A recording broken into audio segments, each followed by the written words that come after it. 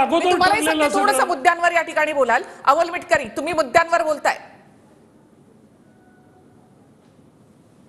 मी एकच सांगतो, आदरणीय अजितदादांच्या कामाची पद्धत हे उद्धव बाळासाहेब ठाकरे साहेबांना मुख्यमंत्री असताना चांगल्या पद्धतीने माहित आहे. आता असं आहे की कोणीतरी कवीनी म्हटलंय, कोण हारतो कोण जिंकतो, चिंता हवी कशाला, चिंता याची लढणाऱ्याला बघणाऱ्याला नाही. त्याच्यामुळं भुजबळ कोणीतरी बोललं तुमच्या चर्चेमध्ये की भुजबळ साहेबांनी 85 जागा मागितल्या, आता तुमचं कसं. आता तुम्हाला एक सांगतो, नानासाहेब पटोले यांनी 150 जागेवर दावा केलाय. काल तुतारी गटाचे एक युवा नेते म्हणतात पवार साहेब 84 वर्ष झाले, आता 85 जागा आम्ही लढवणार.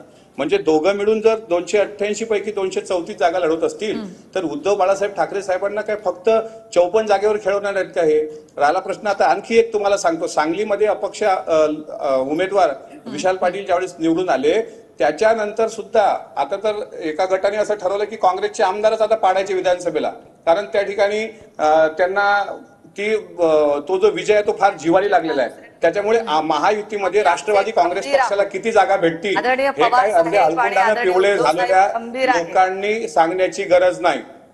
आदरणीय मला निखिलाची माझ्या बोलायच्या वेळेला कोणी मदत जर बोलत असेल तर त्यांना कृपा करून समजून सांगा.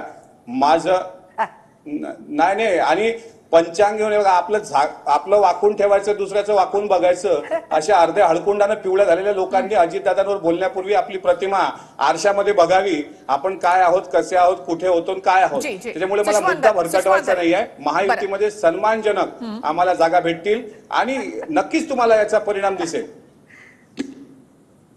सुषमा अंधारी, तुम्ही बोलताय अगदी थोडक्यात.